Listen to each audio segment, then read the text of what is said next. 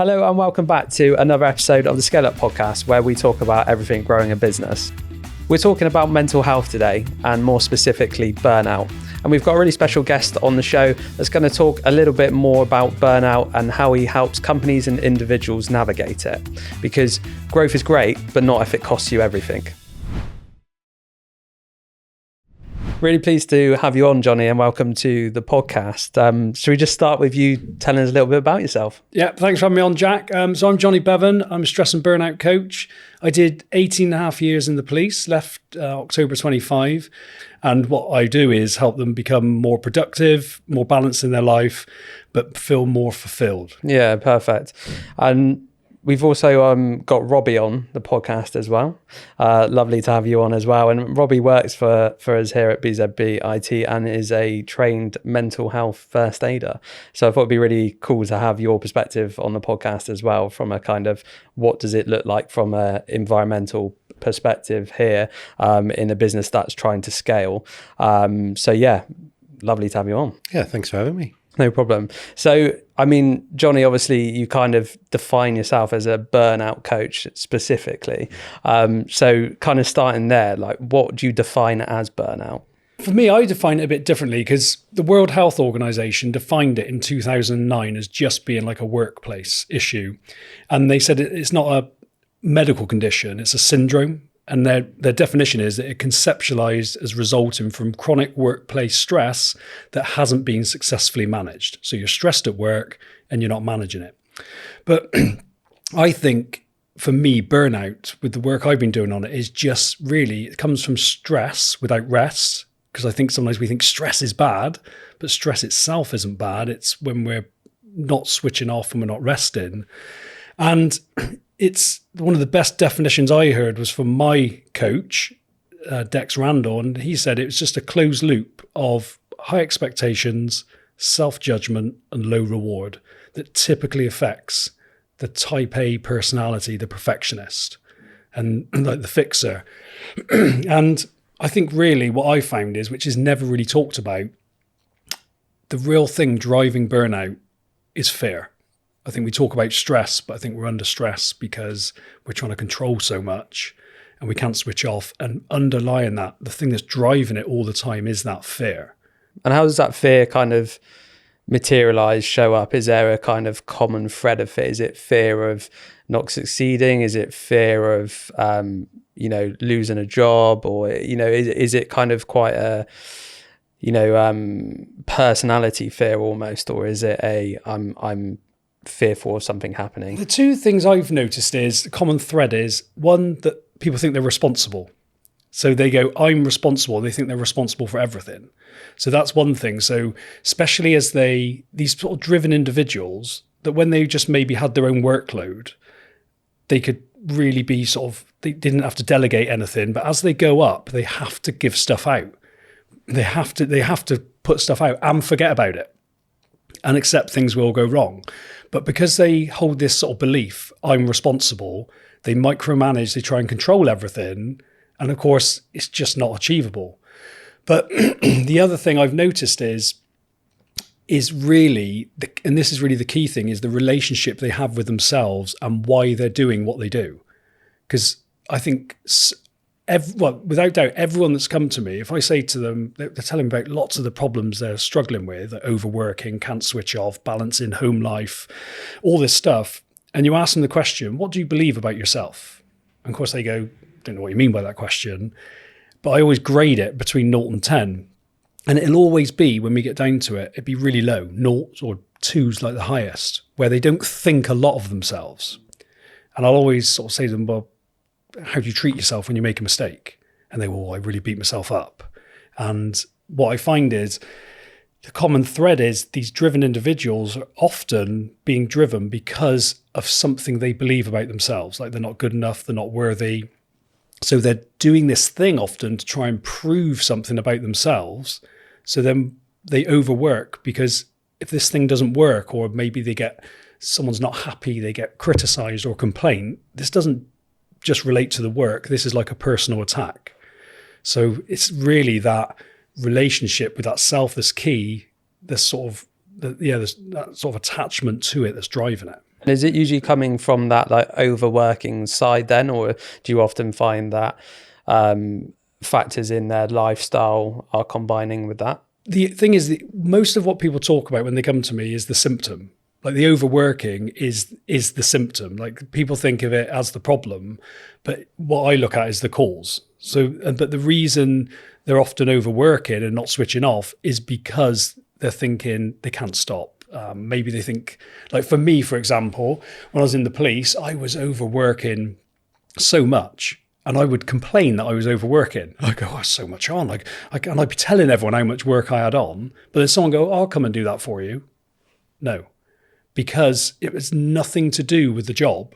It was all to do with my belief system, which was I was a perfectionist, didn't like getting stuff wrong. And under that was a belief that no one could do it as good as me. And it sounds quite arrogant, but it's really just a protective thing where we go, so I can't delegate. So really, like when people are coming and they're saying that they're overworking and things like that, it's easily remedied when you address those sort of belief systems that they hold. When is it a kind of normal amount of stress in day-to-day life, but when does that kind of spill over into signs of burnout? I think when you're doing the job and we need that amount of stress to get us focused, but then when you stop, there's obviously a bit of a wind down period, but I think it's when it stays with you. And I think noticing the signs of it is going to be key because it will manifest differently for everyone. So for example, for me, one of mine is my shoulder hurts. Every time I used to go to the physio and go, oh, my shoulder's starting to hurt. Before I got into this work, my wife would be like, you're stressed. I'd be like, no, I'm not. But I know that's a physical sign. But common ones are like, if you find you're not sleeping, you're just literally like, you may be with your kids, you're with your family, we're on holiday, and you're constantly thinking about work. And I think that's when you know that stress is tipping over into that, like where it's unhealthy, because we just can't stay exposed to it for that long. And I think when you start noticing those signs, those physical signs, that exhaustion, maybe you're a bit irritable, not switching off, a lot of overwhelm. Brain fog's one, when you sort of come in and go, you look at your work and go, oh, I don't know where to start, that sort of thing. Those are signs, I think, that stress is tipping over into burnout. And then it's about going, this is not a time to push on. Everyone wants to then work harder. I just need to push through.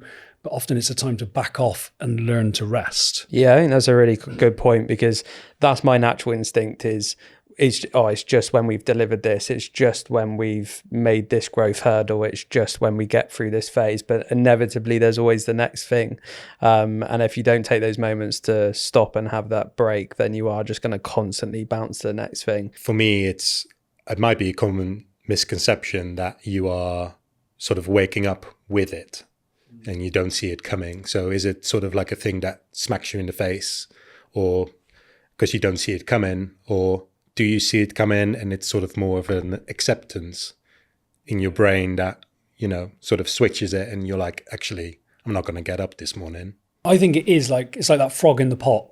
Like we don't notice it. It's not like suddenly you go, oh, I'm in burnout and I'll just change.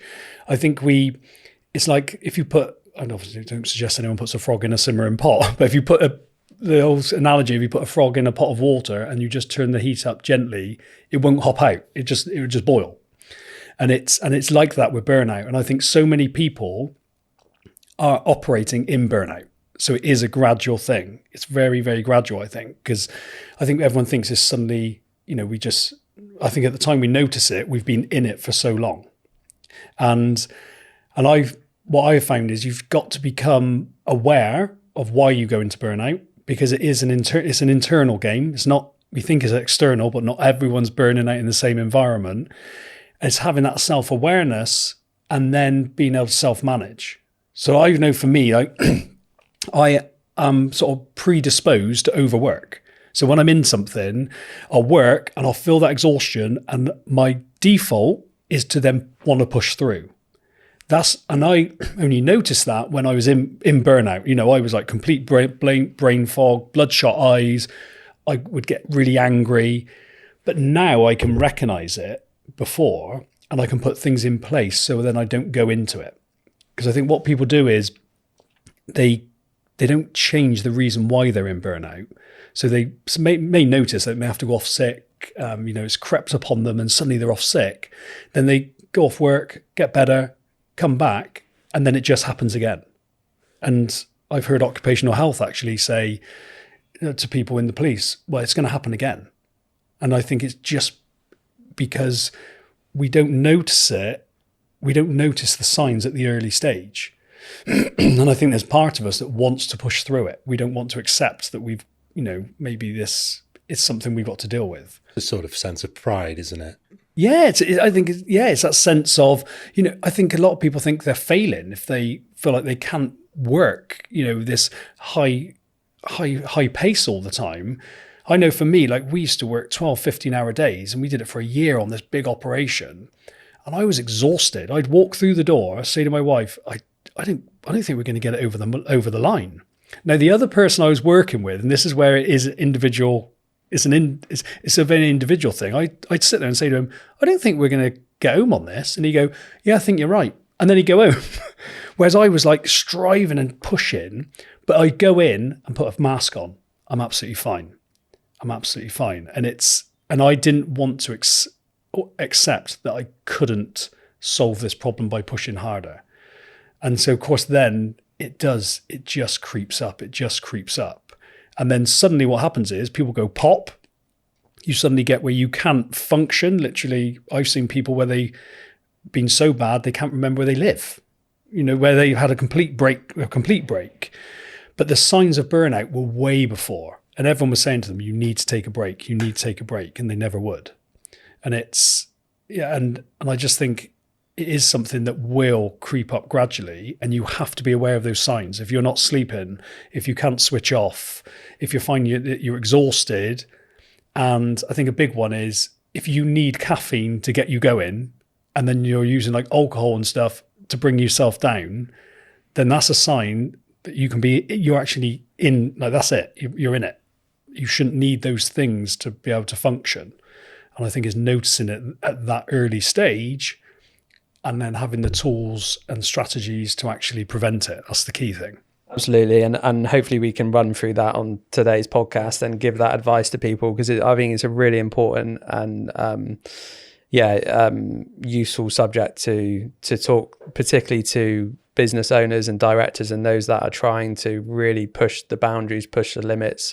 You probably, this is a question more to you, but I guess probably a lot of the people that you're working with and are experiencing burnout are coming from backgrounds of quite high intensity and trying to push their limits. And I guess that is strongly correlated to scaling businesses and people that are trying to do that. So for our podcast, I think it's really, really useful. Do you kind of find that a lot of the people that you are working with are in those environments, or is it across a lot of different spaces? Generally, so sort of high pressure, reactive environments. So I'm working with a company at the moment and it's very reactive, and it's there's a lot of demand coming in. But also I think when you've got people starting to build businesses, I've worked with people that are like building businesses, or, they've come from a working environment because they want more freedom and they want more time. So then they start their own business, but they end up in the same boat where actually they've got less time and less freedom because they're working all the time. And I think it's definitely these people that I work with are in those environments and they thrive on it.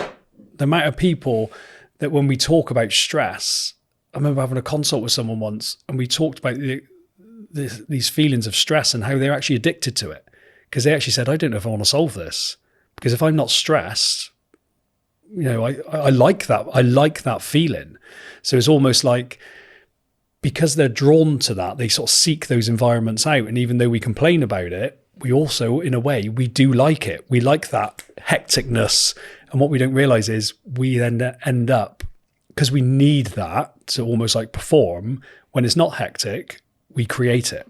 Yeah. And that's definitely something that I would say is common in these high growth environments. It is, an important part of being able to succeed in scaling a business is that you are almost attracted to busyness and stress and high performance comes as a big part of that. So if I was sitting here as somebody listening to this, I would be thinking exactly that, how do I get that balance? Because I can't completely take this away, otherwise I'm not going to run a high performing business. But at the same time, if I burn out, then I'm also not going to run a high performance business. So when you've worked through those signs that you said, I think that's really useful for people, because I imagine they'll start. I was thinking when you said about your shoulder, I'm a bit similar with my neck. I have to go to osteopath every kind of 4 or 5 weeks, and it is something that just builds up from a little bit of tension. I'm very, whenever I get stressed, I go like this, and that causes issues in my neck. So if that becomes more quickly and worse, it's definitely, I noticed that it's been a time of stress. So with that, what we do is that's the symptom. So what we do is we go and then someone fixes it. So when we go to a chiropractor, we go, we need to go every 6 weeks. And then, don't want to put your chiropractor out of business, obviously, but they fix it. And we go, problem solved, I'll go back. Yeah. But what I found is I always had aches and pains, really bad back, all this stuff. As soon as I addressed what was going on in my head, I haven't been to the physio now for, I reckon I think since I've done this, probably since 2018, 19. And I used to be there regularly, because I'd always have these pains and all these things going on, thinking it was posture. But now I think our stress manifests in our body. Our body, there's a great book called The Body Keeps the Score. And I look at it now, if ever I got an ache or pain, sometimes it could be because you've injured yourself, but pretty much every time I'll go, first of all, what's going on in my mind? What is going on? And when I address that, it all goes. Because we're under so much stress, which is causing this, and then we're tense, and it's like we're ready for impact all the time, and we're just not. This is the thing with burnout. You can't argue that our brain was not designed to be under the stress that most people are under. It was designed to be in it, the threat goes, and then we move on. Whereas if you're scaling a business and you're constantly fearful, it's not going to work, you're not going to have enough money, you should be doing more, you're putting yourself in a state of stress for prolonged periods. And if you can't move yourself out of that and rest, that will manifest in your body, which is in illnesses. I mean, I don't know if you have this, but so many people I speak to, they're working. They're like, I'm going to have the holiday. Go on holiday, bang. Because when you've got those hormones of stress in your body, it's like suppressing your immune system. The cortisol's suppressing your immune system, so it's keeping it all away. And then when you stop, those hormones of stress sort of dissipate, and then suddenly you get ill. Yeah, I mean, I have that every time I go away. It's funny you should say it, because it's a bit the same with exercising. So you're on a 6-month training plan, whatever it is, and then you're training, you're looking at the end goal, and then finally when you're in your taper phase, which is 2 weeks before a marathon, for example, you then get ill, and then you're just done. You just can't run anymore. So I've got an interesting take on that as well, because what I've noticed is when we're doing something that we also aren't sure we're capable of, or, we're sort of, our belief isn't in line with what we're doing, our brain then sabotages us. And I see so many people, I've coached a few people on this, where they're sort of athletes and they're training, but something will happen. That something happens all the time which stops them performing or doing it. And when you really get down to it, the belief is not there. They don't believe that they deserve it, that they're capable of it. And actually, when you break through that, which as an author, I can't think of his name at the moment, but he calls it the upper limit problem. When you address that, those symptoms often go away. But I do think like you said, Jack, like when we say like what are the signs of burnout, I think that is one of the key ones. We talk about burnout as in like I'm just completely gone, I can't function. But if you're finding you're working, stopping and getting ill, that can be a sign that you're in it. Like you can be in it, because what's not happening is that you're not sort of managing that stress throughout your day, your week, and then your body is just going, bang, now we're gonna rest and repair.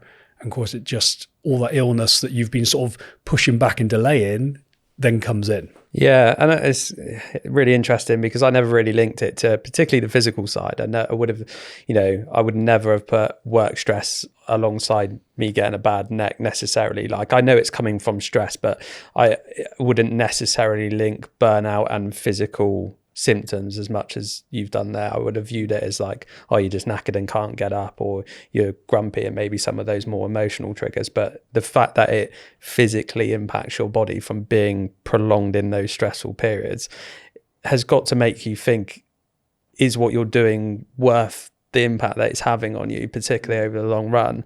And do you find when you're working with people that they've spotted these things in themselves and they come to you like already almost past it and I need help? Or do you find that you do sometimes, you're able to kind of spot it in people and work with them at that point, or do they have to kind of get to almost the point of no return before they let people in? What I've found typically, especially with men, women seem to be different. Women will come forward because I think they want to talk more, they feel more free about it. But the men I work with, it's not, sometimes it is because something's going on for them, but often it's the impact outside of them. So I was working with someone and I always ask them, what if nothing changes what's it going to be like in 5 or 10 years? And the common reply, which I was quite shocked when I first heard it, these are like men in their 30s, would say, well, I think I'm either going to be dead. And you think, Christ, or my kids won't want to have anything to do. My kids won't know me, and I'll probably be divorced. So they're projecting, they know that. But it's not like I want to get people before, but because they're the fixers, they want to fix it. So often they're being I get people to come to me sometimes in a really quite a state, but they'd go, I'll just try one more. I'll just try and sort this myself. And it's often when something outside of them, which they don't want to lose, is going to come. Maybe their partner goes, you got to sort this out. You've got to do something about this. And they can see that impact. Maybe the kids, how they are with the kids, they're snappy at the family and they can see, oh, this isn't working. And that's when they normally come. And I want to get what I see, because I can see the personality type and those driven people. I think if they get coached early, then they can avoid that burnout and their performance will be on a higher trajectory. But because most people, like those men, sort of see help as weakness, they don't come. And it's interesting what you said about, like, we often go to this, I just want to pick up on this because it's really common. People think it's all or nothing. We talk about this stress as if building a business, it's like, oh, if I build this is like an accepted thing that I'm going to be stressed and burnt out and have this. And the only way out of it is to not have a scaling business or to not have a career in a thriving, high pressure environment. But that's not the case. If you understand where your stress comes from, you can scale your business, you can work in those environments, and you can be the dad, you can be the parent you want, and it doesn't have to have that impact. And what you do is, which is really alien for people, the more you take that time and step back and observe what's going on and then go in and do your work and work in like these sprints, actually the more productive you become. But of course it's alien for people because we're used to doing creates results. Whereas actually when you're like in the short term, that's not going to be sustainable. So I don't want people to think that it's all or nothing. It's like, oh, I got to just give up having a business. There's many people that have successful businesses who aren't burnt out. Yeah, if you're constantly 110%, you're not going to be able, that's not even an option anyway, because even if you feel like you could work through it, it will catch you eventually. And the person who's in that middle balanced life is going to overtake you eventually. It's a bit tortoise and the hare, isn't it? It's kind of like they will eventually, even if you just take your foot off the gas a little bit, it's going to allow you to deliver that consistency over time. That's going to take you into a higher level of performance anyway than the person that goes, right, I'm having at it, and ultimately burns out after the couple of years. And if there's anything that I want to come from this podcast in this episode, it's for people to really understand that burnout is a thing. It's not a made up, they just got a bit stressed and couldn't handle it. It's a emotional, physical real thing that will happen to you if you don't put in the guardrails. And hopefully we can also go through those guardrails and things to spot like we are, but understanding that it isn't just a weakness of performance because it's got too much for somebody, and that it's actually just fundamental physical thing. Our brain cannot be in that state for that long of time. It's not even to do with you as a person. It's your makeup, it's your physiology, you cannot be in a state of stress for a prolonged period of time and not burn out. And I think that's really interesting that you kind of, well, not interesting, it is slightly kind of a little bit depressing that we as men are waiting to that point where somebody's pointing it out and you don't feel yourself anymore before you reach out for that help. So hopefully anybody that's listening that is kind of thinking, I might be seeing some of those symptoms, why not go and have a conversation now? What's the worst that can happen if you just say, I'm not there yet, but I'm feeling a little bit like this? How would you approach that conversation if somebody came to say that? Well, I think it's about looking at it, because often we want to do it ourselves, but it's like, if you look at any athlete, if you look at any high-level athlete, they have a coach. And what's that coach doing? The coach is telling them when to perform, when to back off.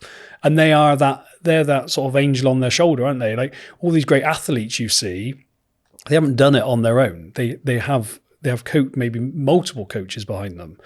And I think it's about realizing that, like, so for me now, this is how I find it so beneficial. I've hit a block now where I go, I've left the police and I'm building this business, this thing that I got real passion for. I'm now building a business, and I've gone, I'm sort of struggling with marketing and sales. That's actually the business side of it. But there's the part of me, that default, that wants to sort it myself.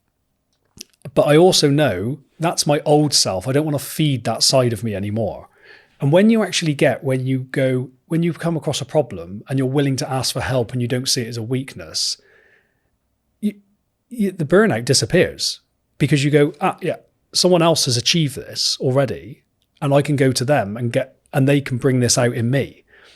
And I just say to them, and it makes life so much easier. And actually, I think the real weakness is not asking for help.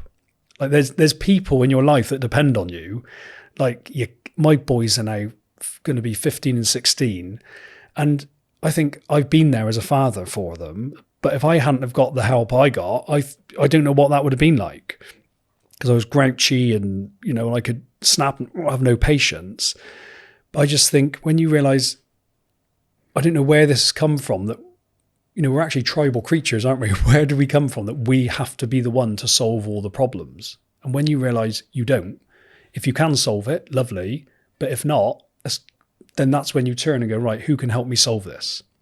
And there's a great author called Dan Sullivan who's got a book called Who Not How. And he coaches entrepreneurs. And he says, the first question you should be asking is, who can help me with this? Not how do I do it? And I just think anyone come in, I would just say, initially have that conversation, but you have to be able to move past that ego that wants that sense of self that you've got, that you're the fixer, and realize that by getting help, you actually are able to fix more problems. So Robby, from your perspective, is there any kind of signs that you have personally, or what you've learned on your training courses, where those signs of burnout are starting to creep in? So it's actually what Jonny said as well, is, your sleep is getting a bit worse. You start spending more time on your phone, looking for other people's problems, really. So the term doom scrolling is probably something you've heard of before, where you keep scrolling and scrolling and scrolling until you find something that, a car accident or something that is blown out of proportion, where you can, I don't know if it's the right way to say it, but sort of enjoy other people's, problems. I found as well that back in the day when I was not in a good place, I started drinking a bit more. I started, gambling as well, where my credit card would just be completely wiped away from that. And there was a hard place to sort of get out of. But one of the things that really helped me was exercising.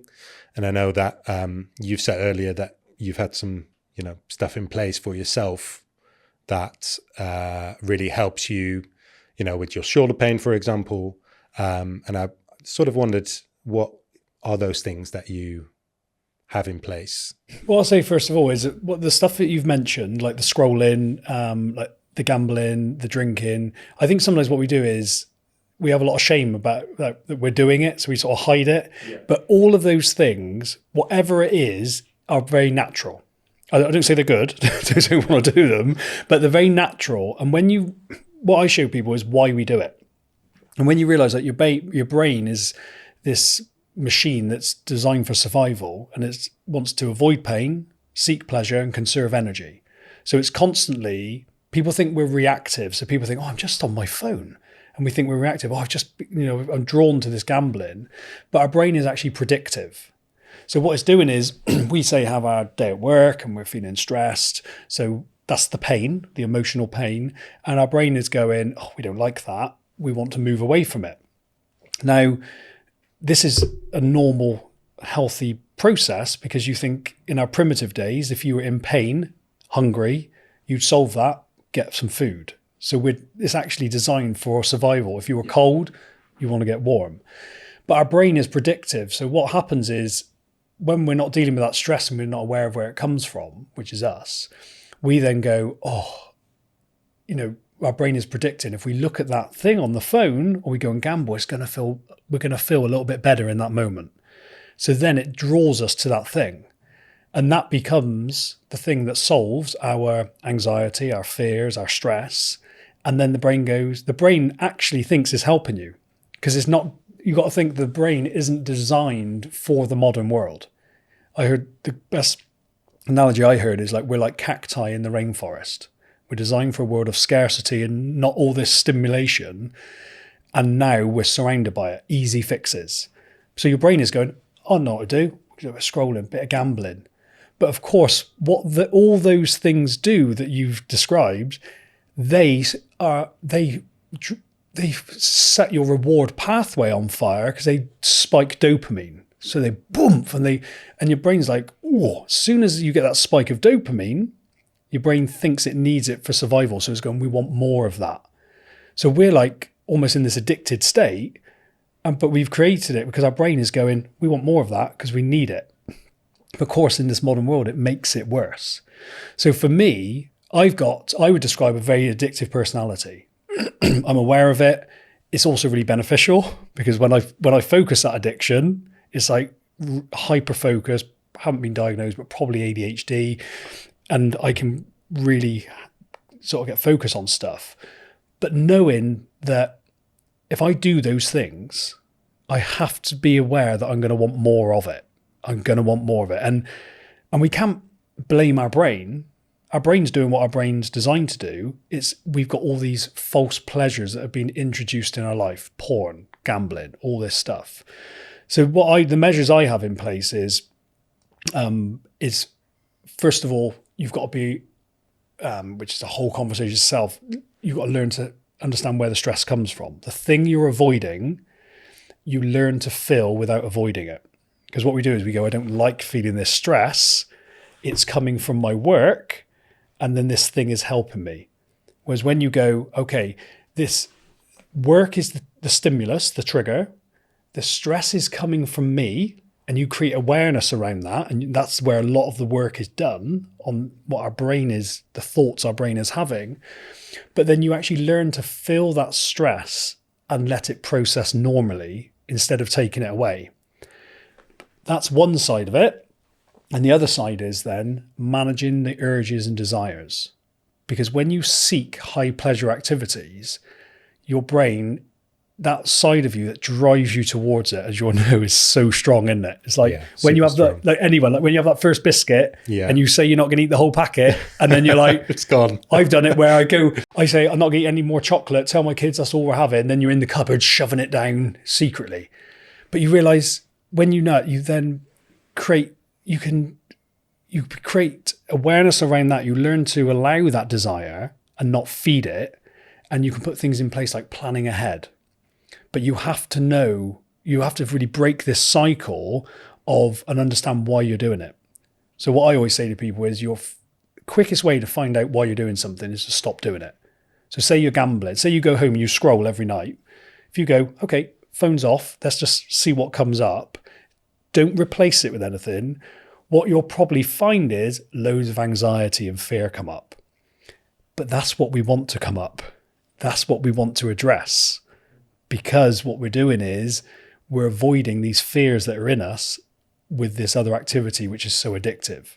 So it's becoming aware of that. And I've got a bit different views with exercise. I do exercise a fair bit. And I think it's 100% really good because it releases endorphins. But I think it's got to be balanced with knowing that the stress doesn't come from your work. Because I always say this to people, you could have what you think is a really shitty day and you come home and you neck a bottle of wine or you go for a run and you feel better. Nothing's changed about your work. Nothing changes about the day, but your stress feels like it's gone.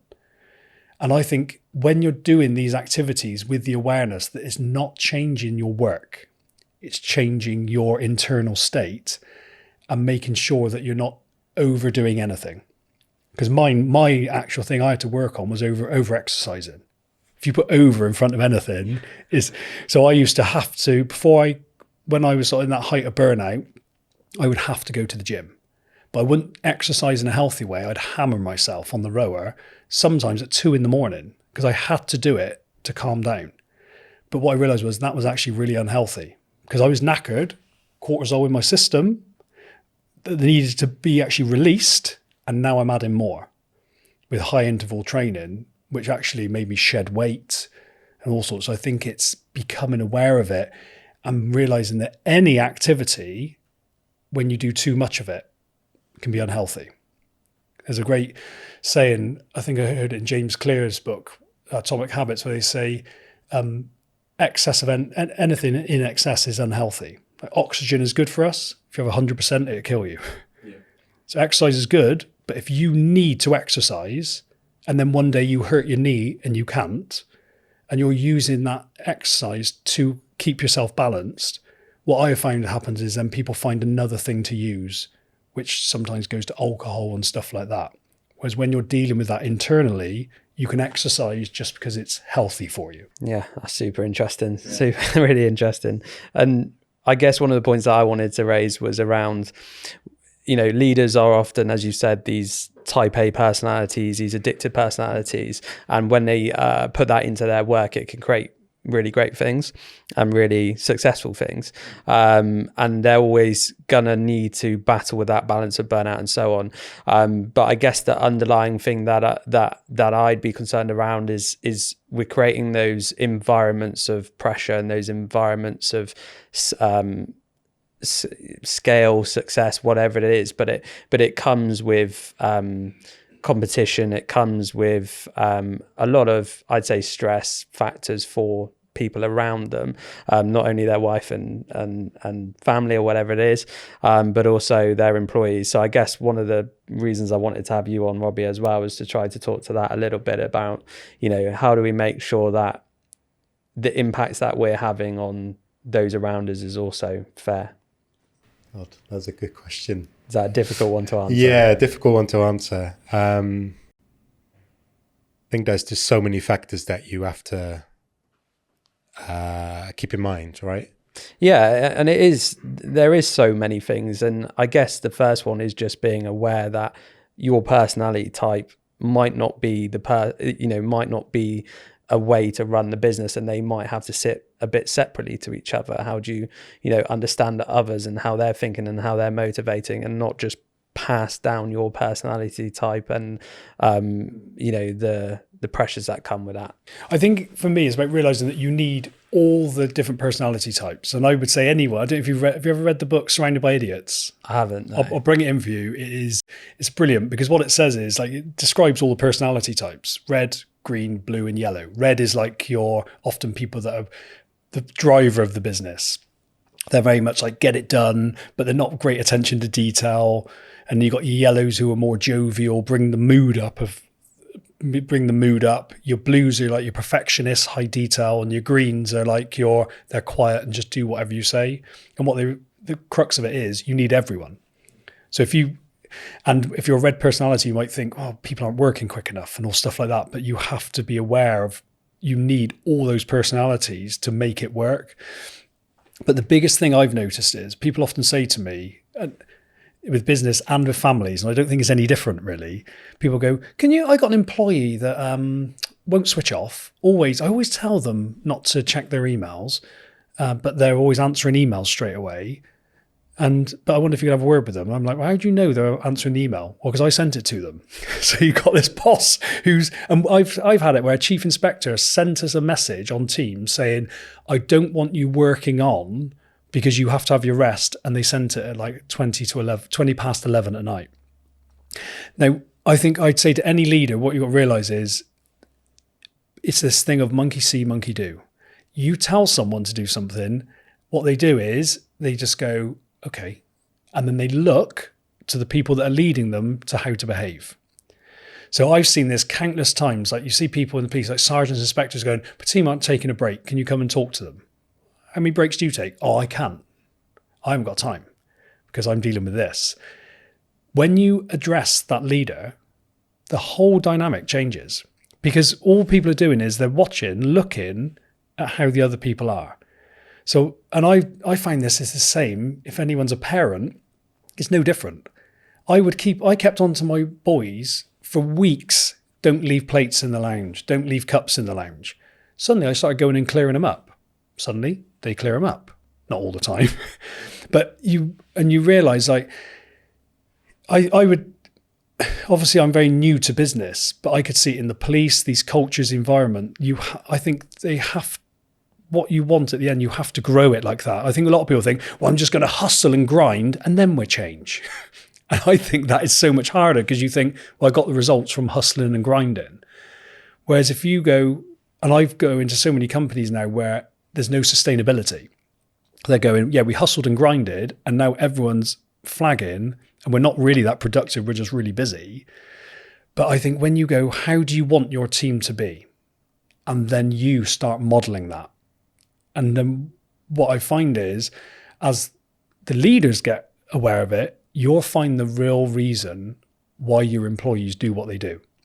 So often what we're doing is we're going, come on, Robbie, take a break. Come on, you've been working too long. But if you know why he's not taking a break, which would be, yeah, but I've got so much on. And it's easy from a bit of questioning. I've got so much on, there's so much to do, there's not enough time. But the leader is probably thinking that as well. Yeah. And that is the real issue. All of those beliefs is what stops that person taking a break. And if you force them out the door, get out. I've seen people come out, get out, go and take a break. They're having a break, feeling more anxious because now they go, I've got more work to do now. So I think it's realizing that when we change, people change around us. And then when you change, because you've had to go through like addressing these beliefs and you know how hard it is because it's a challenge because you're working against yourself, then you can understand why people do what they do. And you can have compassion for it. And I think put things in place because the employees, I think one of the biggest things is the people pleaser. They're just looking for that validation, that reassurance. And often we get that by working harder and doing more than the next person. Yeah, absolutely. I think as a leader of this business as such, I think that's one of the most important things that I would be thinking about is how do I create an environment where people understand that if they're nearing those burnout stages or, feel like the pressure's coming down on them to work in a certain way that's causing that burnout, how do you break those barriers down and how do you become aware of them? And I don't know if you have any good examples or ways that you think has worked really well for leaders in their business to say, look, this is how we're going to implement real things that are going to help here, because it would be easy to think, oh, I just tell Robbie to go for a walk, or I just, we'll have a one-to-one and he'll go for his workload and I'll say, yeah, we'll move that here, we'll move that there. But, they might help in a point of time right in that moment. But it's a bit like you said with the exercise, it feels a bit stick and plaster. Yeah. But how do you balance that with like trying to perform as a scaling business, trying to beat the market, trying to give everything you can yourself and your employees so that we perform and grow as business, but also really tangibly balancing that with looking after people? I think it's about realizing, I think like you said, like when you talk there, it's like, it feels like it's obviously competition with other people and all that fear. But the other thing is, before we move on to that, is like when the leader changes, they don't have to manage that employee, like they self-manage.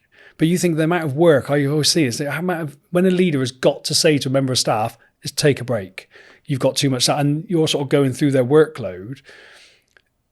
If they're not managing that themselves, then actually they're putting work on you, and you're then sort of distracted away from the work that you could be doing. Yeah. So I think it is that, but I would say for any leader, it's first of all taking a good look inward at themselves. I've seen this countless times where people go, oh, my staff are overworking, they're all it is, but the leader is doing exactly the same. And you have to, and the big question is why? We look at what we're doing, like, oh no, we're doing this, like we're not taking the break. It's got to be the why. Like, why is this happening? Why do I perform this way? And I think like it's having, when we said about burnout coming from that fear, it's almost what I sort of get from, I might be wrong, but you tell me, like listen to you then, is it's almost that thing of, if I take the foot off the gas, we're going to be out the race. Like we need to perform at this rate to stay in the race. And that's the things that I would question, because it's driven by this, because it's very hard to take your foot off the gas when you have those beliefs. And it may be true, and there may be strategies you want to put in place, like if you're scaling, addressing that who as opposed to the how. But for me, it's got to be about sustainability. So playing devil's advocate a little bit, and if I was watching this podcast, I'd be thinking, well, I need to keep going. I'm scaling a business. I'm in a competitive landscape. If I take my foot off the gas, then I'm going to get overtaken, and that's just the natural laws of capitalism and the world I live in. So, how do I tackle that and not burn out? I think, and it's really interesting because I think people always think that we go to this all or nothing, where we think that taking a break is stopping and that it's actually slowing us down. But I love always that sort of crossover with like physical exercise. And like Robby, like you said, like you've run a marathon. You run the marathon, didn't you, recently? And if you were training for that marathon and you went out running every day and you didn't rest, maybe, I don't know, for the first few days a week, I'd be fitter. I'd have more gains. But if I train consistently like that for 3 months, 6 months, I would actually get injuries. I would get slower. And Robby, who's doing a bit, resting, over the long term is actually going to be higher performing. And I think people think that when you take a break and you spend the time with the family, they're almost like, oh, this thing is, I've slowed down, these people are overtaking me. But it is literally like, it's the growth comes in the rest.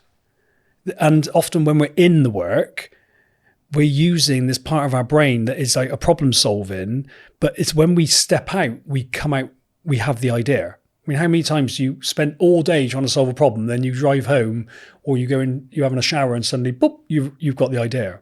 That's actually how the brain works. I always forget which side it is, but let's just say like the right side is the analytical. So that's the bit we're using to try and solve the problem.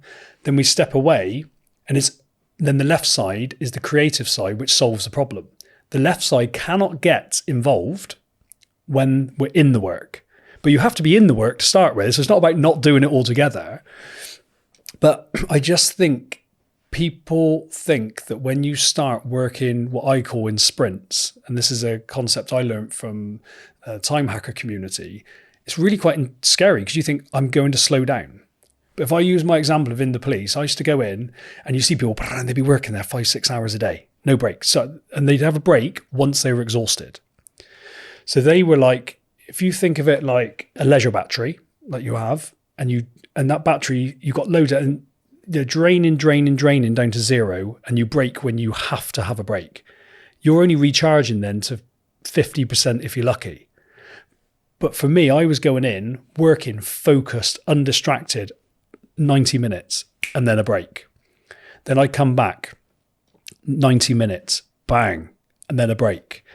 Now, in the short term, that other person might have been doing more, but without fail, by about 2-3 o'clock, those people would go, oh, my brain's fried, I can't do anything. So they got they work till 6. So you think now they've got 3-4 hours of literally not doing anything, but my energy level is really still high. And it's that, and this is the thing really with burnout. It's not about managing time. It's about managing energy. And what I find is so many people go, I can't take my foot off the gas. But when I go in and I speak to people and you start going, like, what are you actually doing in a day? Most of it, because they're in overwhelm and they're stressed and they're knackered, a lot of it is just fluff. They're not really getting the important stuff done. They're answering loads of calls. They're procrastinating. They're putting the important thing off. Because what happens is when your energy drops, like we talked about earlier, the brain wants to default to the easy pleasure.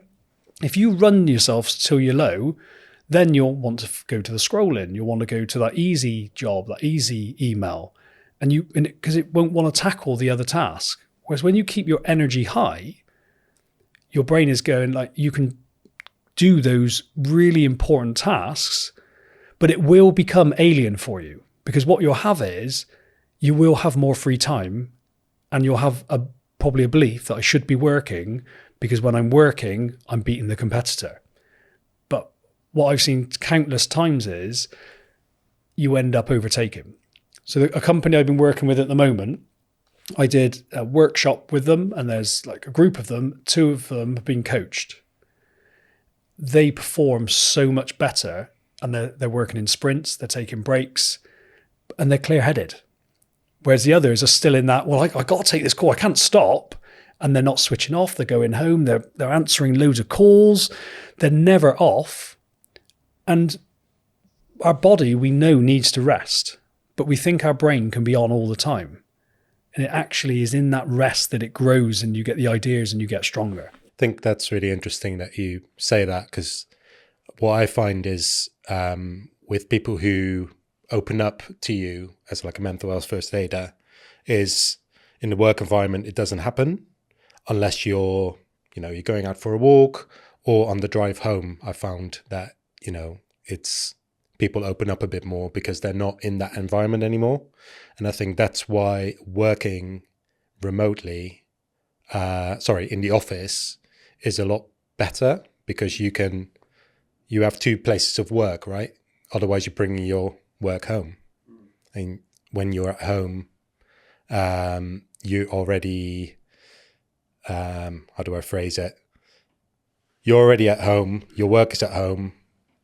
You can't just leave your laptop there. Yeah, it kind of crosses that boundary into your personal life. Yeah, whereas in the office, you can probably still take your laptop home anyway, but you can leave it in your bag and you can sort of switch off from it. Yeah, a few of the guys say they actually enjoy their drive home just from I've gone into the office, I've ended the day, I've got 20-minute drive home, think about things, reflective, leave the day there. Now I'm in my personal life.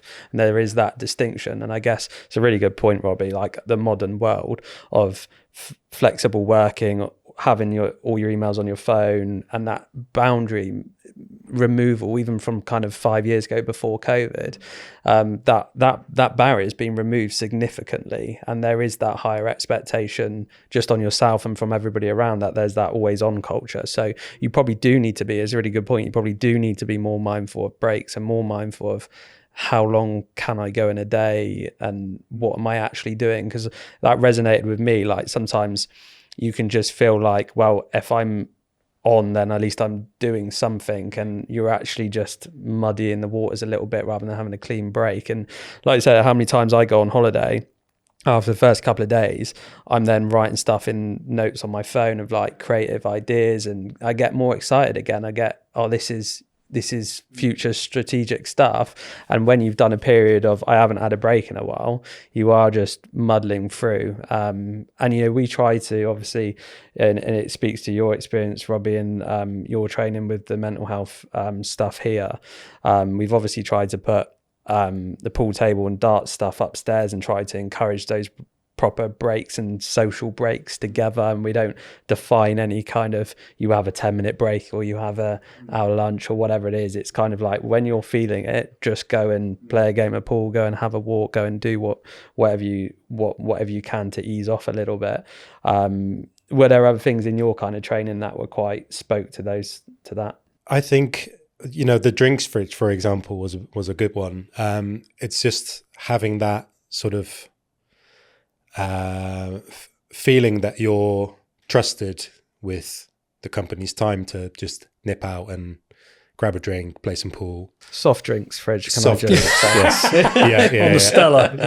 Yeah. Trusted to go and have a beer. Yeah, I believe that it's just, I've had jobs before where I used to work in care, where it would be probably the same as you when you were back in the police, like doing 15-hour days where you didn't get your break because you felt like you couldn't leave a person alone, or a certain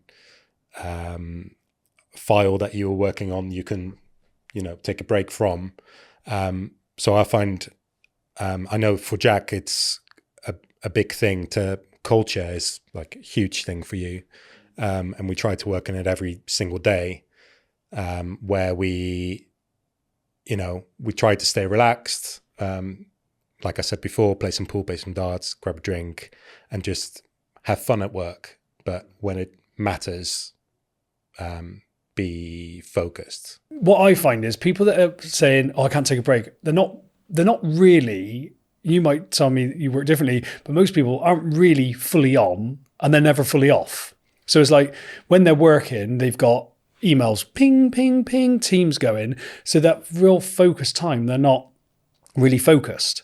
And then they're off, but thinking about work. And it's like this constant thing that they literally drain themselves all the time. But when you have that break and then you get in and you remove the distractions, you sit up and you're fully engaged, the amount of work you can get done in a short amount of time is absolutely huge. And I think when you see your own particular patterns, like for me, I know I used to realize that when I worked from home, when we were allowed to work from home when we were policing, if I went out for a walk or had a break and I was outside, I just solved the problem I was trying to solve. But interestingly, you wouldn't do that in the office. You'd spend hours trying to solve the bloody problem. But then I was like, why don't we incorporate those things? And then people laughed at me. Like some people go, like, I bet you if you had a shower in the office, people go, that's where you have all your ideas. The Japanese, they have it where they got beds in their office and people go and sleep. Ooh, that'd be a good idea, Jack. Yeah, my only thing with those kind of things is like, how much are you creating a culture that isn't work? Like, I don't want you to live here. Like, I don't want you to have your shower here. I don't want you to have your, you say with Google and whatever, they used to have all these different places you could eat, places you could basically live your life at. I don't want to achieve that. I want you to be here almost as little time as possible and go home and have your shower and go home and have your leisure time with your family. I guess closing out that point, like to put you on the spot a little bit, if you had to kind of do one thing for each of these, so one advice to a business leader about how to kind of reduce the likelihood of burnout happening to themselves, and one to them for reducing the likelihood of their team burning out, what would that be? I think one of the key things is that working in sprints, as in like working for 4 or 5 hours at a time just isn't productive. And I think really incorporating that and going like, this is like working 90 minutes or whatever it is, like you could do 25 and 5 off, and then measuring and see how much more productive and present you are. And the other thing is when you're home, switch that laptop off, close it down, switch the phone off, and actually spend time with your family. And I think those are the key things, because I think most of us are doing this for the family. Most of us are doing this to provide, and we're missing out that we're not providing the main thing they need, which is our time and attention. So I think that for me, that working in sprints was the thing that kept my energy level high. And if you do that, you don't need caffeine, you don't need your Red Bulls and energy drinks. You just don't need it, because you're feeling you're never draining your energy completely. So I think that would be one of the key things, really. I think just a little subtly on that point, that's really important for this type of person, is it's not necessarily saying stop everything. It's not necessarily saying, do less work and then go and sit on the sofa more, because then you'll feel more relaxed. And if that is you and you like watching movies, great. But like, I actually think sometimes saying to somebody, go and take up a hobby that keeps you distracted from doing that work in the evening, or go and take your kids out, or go and have a meal, whatever it is, almost a kind of, so you don't view that thing that you stop working and then you're doing something that you don't really want, or you're lounging about. Because these addictive kind of want to succeed type of people, like, I feel like having a hobby is great because it gives you something to focus on outside of spending the time. Because inevitably, if you told somebody in my position, just go and do it, you end up not doing it, because but actually go and spend time with your kids, go and play golf, go and to the gym, is quite a healthy way of forcing you to have that distraction. I think for me, I got a bit of a different perspective on it, because what I find is people that are normally like those driven people are always feeling they need to do. And then they're swapping. And when they haven't got something to do or they can't do it, they then really struggle. When I'm working with people, what we do is, what I think is everyone is the expert in themselves. That is the key thing. So there's not one thing fits all. It's really tapping into, and my job is to tap into why people do it, why people don't sit still. And often it's because of the little voice in our head. And the thing is, when you're doing things, this is what I find happens is, when we say we finish a day's work and then we go and do a hobby, then we go and now I've got to do this, and we're never stopping, and then we go to bed. When we do stop, we need something to distract ourselves from that voice, which turns into alcohol, gambling, stuff like that. And my view is we have to train that voice, because that voice, when you're doing the thing, all it is you've shifted your attention from it. And the greatest skill you can learn, I think, is being able to notice it and shift your attention without the thing. And there's no doubt about it. It's a great way, isn't it? Like, I know if I go out on my mountain bike, that's why I love kayaking so much. Because when I'm going about to go down a grade 4 rapid, my brain is going, all the other problems in the world do not exist. But what I'm always aware of, those problems still exist in the world. But it's just I'm not thinking about them. And this is the key thing to remember, is all the problems really exist in your head. Because when you're going for a run and you're not thinking, this problem doesn't seem like a problem, a set of circumstances still exist. But what's happening is that nagging little voice in your brain that's telling you, if we don't get this done, it's going to be really bad, and it's running. As soon as you stop doing the thing, it fires off again. So what I help people is quieten that voice and actually learn not to engage with it. So like I was doing some work yesterday. I do a bit of private investigation work as well, and I haven't interviewed anyone for like 6 months since I left the police. But the greatest skill I've had is being able to manage that voice. And my voice always goes, you take too long. You're taking too long. And that what I realized was deadlines were never the cause of my stress. It was that voice in my head. And what I realized is it's trying to protect me. But now I could sit there in that interview, and it's literally like having someone sat there going, you're taking too long, you've got to hurry up. And I can go, shh, it's okay. I hear you. I know you're trying to protect me, but now's not the time. And for me then, you can do those things because you want to, whereas if you go from activity to activity because you need to, when you do have to stop, and this is what happens when we then burn out and we've got no end, because say we have a hard day at work and really we should be resting, but we go, no, I got to go and do this hobby now. We're not resting, because when we stop, the voice chatters. And that is really, I think, the number one. When you can master that voice in your head, you master your life. Yeah, that's really cool. I mean, shows that I was completely wrong in what I was saying. Also, I'm learning as I go here as well. Can I say though, I don't think it's never about right or wrong. I think, like you say, there is a balance to be struck. And learning to be had. Because, listening to you for this podcast I've learned a hell of a lot, which is eye-opening, really. Yeah, which is super useful. And do you sit? I mean, if you look at like the Buddhists and the monks, they sit there and all they do is, basically what they're doing is that voice that's chattering in your mind, what they're doing is, as that voice starts, they're noticing it and then bringing their attention away from it. But they do it for 14 hours a day. I don't want to do that. So there is that there's about finding your way to do it. But what I say to anyone is, what you've got to look is at the long picture, at the big picture. If you're working hard and then you're cramming loads of stuff in your life and you're exhausted and you're tired, it's not that I think what I'm trying to say is there's no right or wrong. It's whether, because what's right for you might not be right for me. It's whether it's effective or ineffective for what you want. So for me, I know one of my key things now is my health, my fitness. So if I'm dashing from one thing to another and saying yes to loads of stuff, I get exhausted. That's not effective for what I'm trying to achieve. But someone else might go, I'm growing a business and that is more important than spending time with family. I've met people that do that and that's okay for them. So when they go, well, you probably don't want to change how you're working then. It's probably working. But if they go, yeah, but there's a real problem at home. My wife is saying I never spend time with her and the kids don't want anything to do with me. Okay, well, now it's not effective. It's not right or wrong. So I just think I've learned this just because I've got such an active brain, and I was one of those people that filled it with, I had to be doing. But the problem is I was always, when I was doing one task, I was thinking of the next thing I was going to do. Next thing, because I knew as soon as I stop, that voice is going to start chattering. And you don't want to have to deal with it. And now I balance it with time. I will spend time every day and I'll sit, and I've learned to sit and listen to that voice.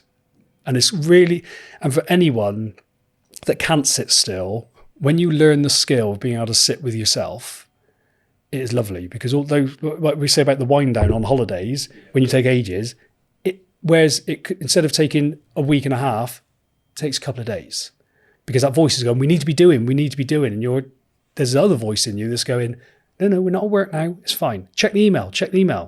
No, it's fine. And you learn, it's literally like you train it. But what happens is when we're constantly on the go, that voice is just in the driver's seat. So I just want to say it's not right or wrong. It's not right or wrong, and everyone finds their own way. And you could get someone else on this podcast and go, no, actually it's this way. I think everyone finds their own middle way, their balance, and you've got to just find out what's right for you. That's the important thing. Yeah, absolutely. And to kind of, I guess, just to close out, because we're probably at time, if listening to this, and my encouragement for anybody would just to consider it a little bit, just to think, how am I working? How am I to the people around me? And what are the smaller things that maybe you can do to go about implementing that training for yourself? And, to close out, how can people find you? When would you encourage people to reach out to you? And what does that kind of process look like? So I'm on LinkedIn, just under Jonny Bevan. And I'm on Instagram under the same name, and on Facebook is the best way. And what I'd say is, you're not going to be given a hard sell if you want to come and find out more about it. I've got a podcast as well called The Job. Just come and have that conversation. And I think when people come to me, I always ask them, are you looking, what are you looking for? Are you looking to work with me one-on-one, or what is it you want? And then we can just have a conversation about that, because I think struggling on your own is the worst thing. Yeah, 100%. And definitely with the smaller scaling businesses, it often is a sole owner. We're quite fortunate that we have 3 directors where we do bounce things around a lot, that if I didn't have that, I'd be certainly really thinking, who can I speak to here? Because your own head and your own voices, one is probably pretty lonely, but 2, it's probably not best for performance anyway. And yeah, obviously, as you said, you also do, not just for the individual, but for the company as well. I think one of the best ways to direct your brain and find out is to ask good questions. It's the simplest way. And I think when you're doing something, it's just about, what is this costing me? And there's a great book from Susie Welsh called 10-10-10. And I think it's such a simple tool that you could use like now, when you go, the first 10 is 10 minutes, then the second 10 is 10 months, and then the other one's 10 years. So not actually those times, it's short term, medium term, long term. So when you're doing anything, it's like you've got that counsel of your future, your distant future self, your middle future self, and your now. And what you do is you draw on all those. And it's such a powerful thing. So if you're checking your emails on holiday, you think, what's this like in the first 10 minutes? Well, my anxiety is going to go. but what's this going to be like in 10 months? Oh, this, if I keep doing this, it's not going to be good. In 10 years, my kids might not want anything to do with me. But it's not that you can then use that to make your decision. And I think everything we're doing, we get so caught up in the moment. It's about standing back and going, what is this costing me? And am I willing to pay the price? Because everything comes with a cost. Yeah, and like you said there, particularly often a long-term price. And stepping back and going, how is this going to impact me over the longer term is a really important thing to do. What inspired me really to do this work a lot of time, I've been to so many retirement dues where cops put their arms around their kids and go, I didn't see them grow up. And they had all the accolades on the wall, but then people go, we have to remove those accolades and do this other thing. But there is this middle way, and it's just about going, what's important? If growing your business is important for you and putting everything into it, every minute of every day, don't complain at the cost down the road, because there is going to be a cost. And if you spend all your time with your kids, there's going to be a cost there. But you just got to be knowing what that price tag is for me and going and accepting now ahead of time, I'm in with this. This is what I'm buying into. Perfect. Well, thank you so much for coming on. That was really useful. Incredible, really. Yeah. And we obviously wish you all the best in everything that you're doing with it. And we'll put Jonny's details below, so you can reach out and hopefully have a conversation with him. And, really would encourage you, if you're even just thinking, I'm a little bit struggling here under gun, don't wait for full burnout, full mental health problems before you go and speak to somebody. But yeah, massively appreciate your time. Thanks a lot for having me on. Yeah. Thanks very much. Cheers. See you on the next one.